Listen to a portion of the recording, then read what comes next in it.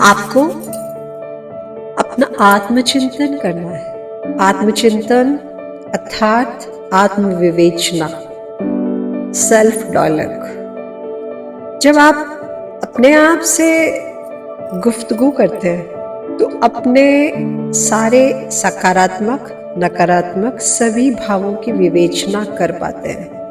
आपको पता होता है कि आपके हृदय में कब द्वेष आया है, कब ईर्ष्या का भाव आया है।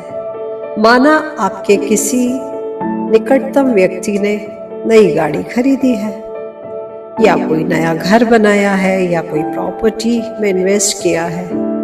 जब आपको ये पता चलता है तो आप सदैव तुलना करते हैं। आप सोचते हैं कि उसके पास मुझसे ज्यादा है या मुझसे कम है। यही राग और द्वेष है। हर कोई जीवन में आगे बढ़ना चाहता है, लेकिन अगर आपके हृदय में तुलनात्मक भाव होते हैं तो वो आपको कहीं बांध देते हैं, रोक देते हैं। आप अपने पर फोकस नहीं कर पाते हैं, अपनी प्रगति उस प्रकार से नहीं कर पाएंगे यदि आपके मन में ऐसे भाव होंगे। यदि आप किसी को अपने से हे महसूस करते हैं, यानी छोटा महसूस करते हैं, तो आपका हृदय संकुचित रहेगा।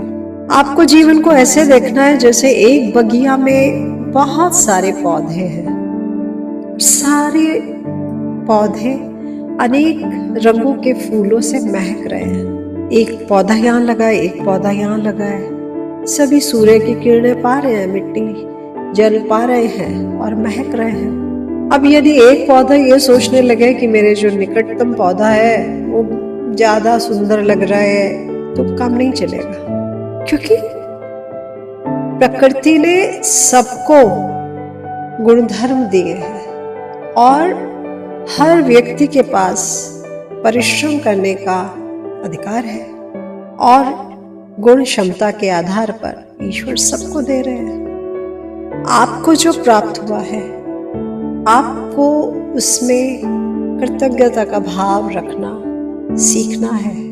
आपको कदापि इस आलोचना के फेरे में नहीं जाना है।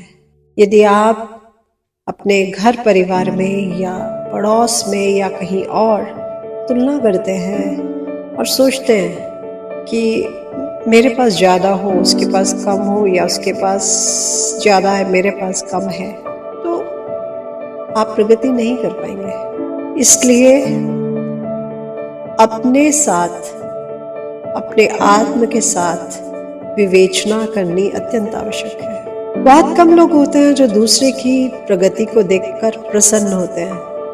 बहुत कम लोग होते हैं, क्योंकि मनुष्य के अंदर ये विकार बना रहता है कि वो एकदम दूसरे से तुलनात्मक दृष्टिकोण में आ जाता है और द्वेष करता है या ईर्ष्या करता है। ये भाव आपको आध्यात्मिक पथ पर कदापि उन्नति नहीं करने देंगे। आत्म उन्नति के लिए आवश्यक है कि आप सबको प्रेमपूर्ण दृष्टि से देखें और अपने लक्ष्य को आंखों के सामने रखें, तभी आप जीवन में आगे बढ़ पाएंगे। अब प्रश्न आता है कि इन भावनाओं से, राग द्वेष के विचारों से कैसे मुक्त हुआ जाए। उसका एक ही तरीका है, नाम जप, ईश्वर भजन। यदि आप नित्य प्रति ईश्वर का नाम जप करेंगे और धन्यवाद करेंगे, आप कदापि किसी से अपनी तुलना नहीं करेंगे। आप सदैव इस भाव में जिएंगे, मैं तो ईश्वर को समर्पित हूँ, ईश्वर मुझे जैसे रखना चाहें, और आप अपना परिश्रम करेंगे, अपने जीवन में आगे बढ़ेंगे और सत्य पथ पर गमन करेंगे। इन छोटी छोटी चीजों का ध्यान रख करके आप सदैव जीवन में आगे बढ़ सकते हैं। और आपको बढ़ना है, किसी के दोष दर्शन हमको नहीं करने हैं। जब हम दोष दर्शन करते हैं तो हम अपनी प्रगति नहीं कर सकते। इसलिए स्वस्थ जीवन जीने के लिए ईश्वर परिधान करें, सुंदर संगीत सुने, नाम जप करें और जीवन में आगे बढ़ें।